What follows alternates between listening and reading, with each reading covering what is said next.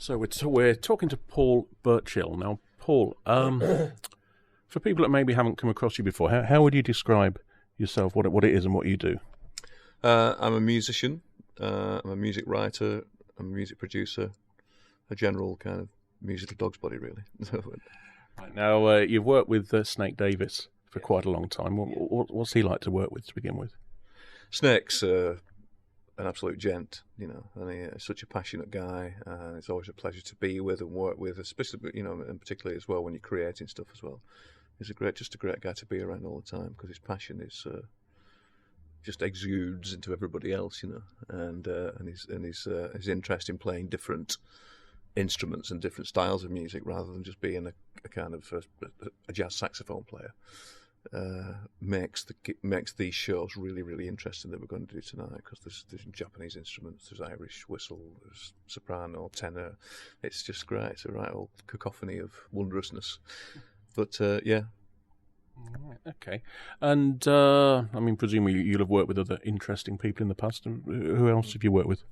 Well, Snake and I met for the first time at the first ever live rehearsal for M People, because I joined M People at the same time as it was.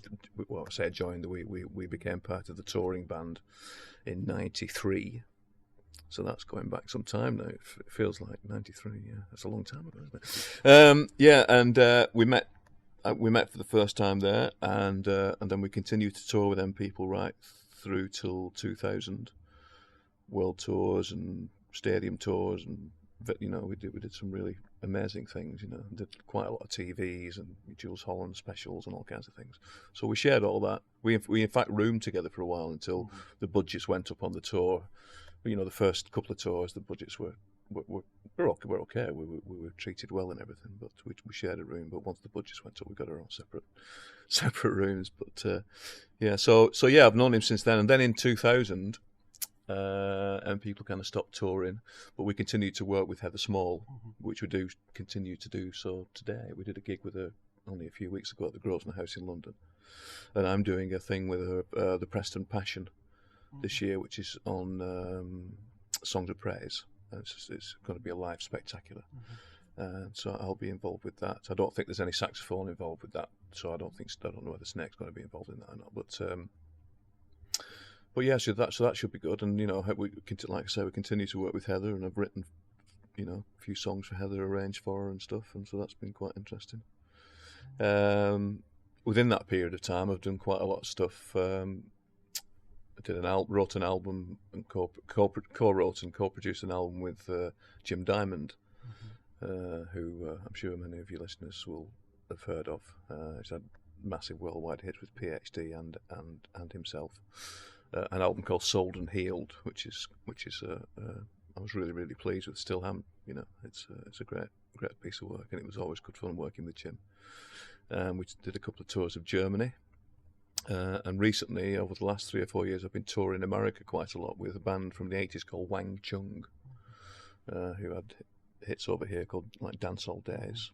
But they were actually bigger in America because Everybody Have Fun Tonight, Everybody Wang Chung Tonight. That was a massive hit in America because the video that they did for it was banned over here because of epilepsy issues. There was a lot of fast editing, but if you look on YouTube, it's fantastic. It's done by Godley and Cream, the guys from 10cc.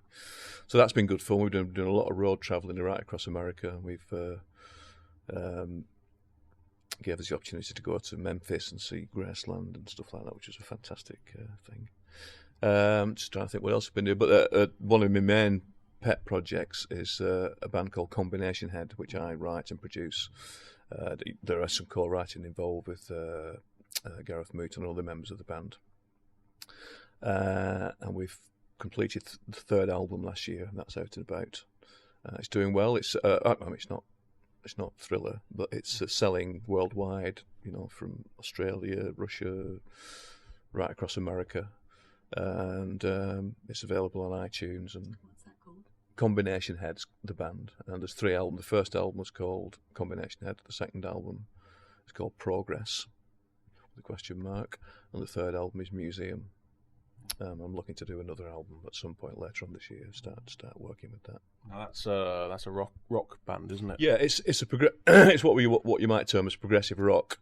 Although although I'm not keen on labels, but that's kind of where it developed from, because when I was a kid, I was introduced to the Beatles first of all by my brother, and I've always been they can do no wrong as far as I'm concerned. But the first music that I discovered for myself was a band called Emerson, Lake and Palmer, and I didn't play keyboards then at all. But when I heard this music, I just thought, I've got to find out what is that? How are they making that noise?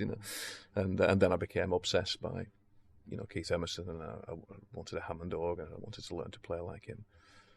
So that's I returned to that with Combination Head. Mm-hmm. The first album is very kind of ELP-ish, and it develops a little more as the albums go on.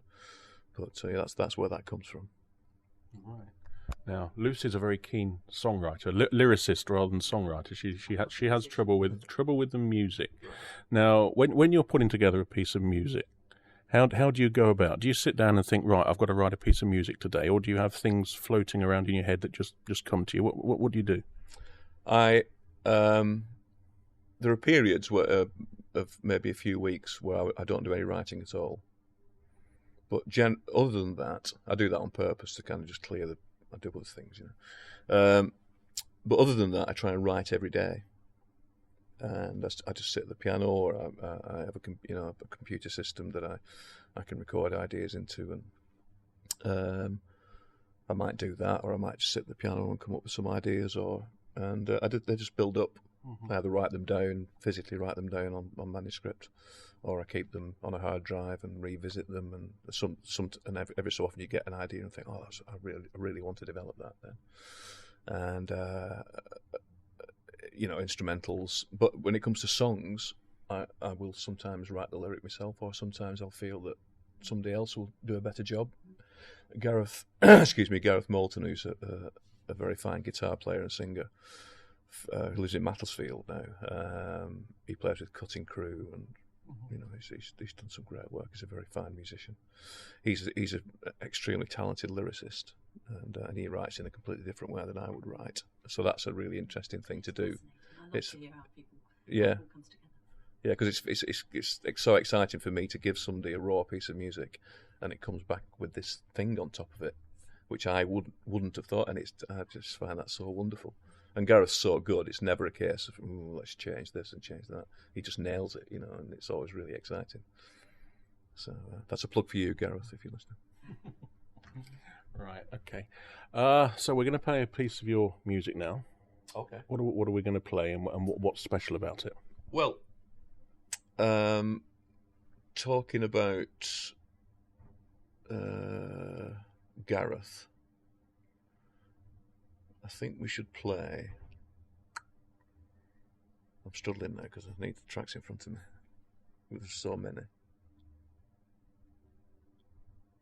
I think we should play a track called Glass and Steel, which is very kind of rock anthem style, and it's got a big kind of instrumental fanfare section in the middle. But the match of the music that I put together and Gareth's lyrics and vocals is really something quite special, I think.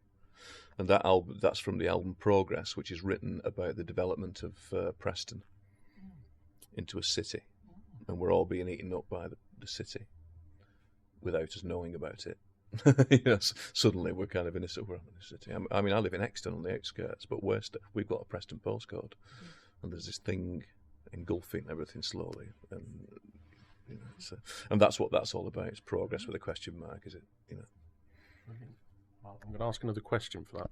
So, Progress, that's an interesting title. What's that all about? I can mix that in there. Is there anything else I haven't asked you about you that you think I ought to have asked you about? Well, a thing I've been doing recently, I'm entirely self-taught. Mm-hmm. Well, I was up until 5 years ago, and I decided. Let me ask you about that. Then you can answer it because it's easier. So, did you study music, or are you self-taught?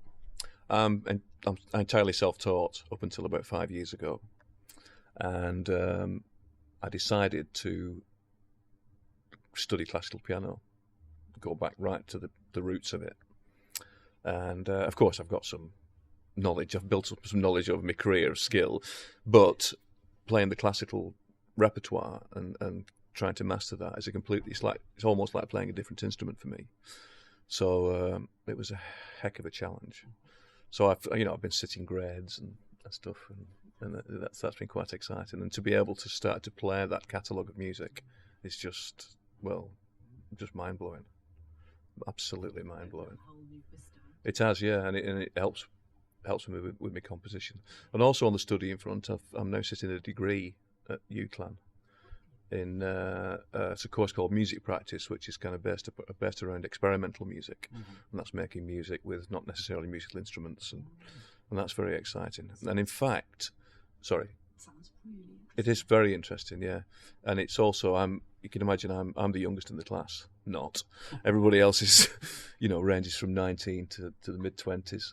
And so that's a great thing for me. I'm picking up all this energy off these guys, and it's interesting seeing the kind of generation gap and what their knowledge, what I take for standard knowledge, they'll go, "Who's that?" So it's great for me because I can go, "Well, listen to that," I'm sure they're fed up of me now. But interestingly, there is a festival being put on by the university in May, the 11th, 12th, and 13th of May. It's called the UCLan Music Media Festival 2012. And it's over that 3-day period. There'll be some fantastic things there, things that you wouldn't expect. There are installations, basically, rooms that are a work of art.